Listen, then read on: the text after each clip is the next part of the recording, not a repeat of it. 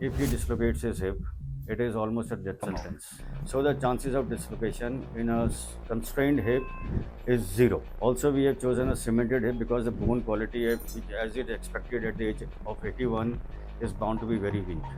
So these were the two reasons we have done a cemented constrained hip in this case.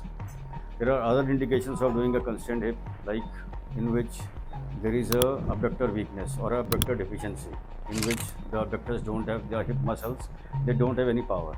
In those cases, the hip is not going to stay; it is going to dislocate. Or in other cases, when there is recurrent dislocations of hip has been done and it has dislocated many times, you don't are left with an option but to do a constrained hip. Or in cases, some cases of bad comminuted fractures in which the hip bone is so much shattered that the force of the abductor where it is attached to the bone, it is not acting.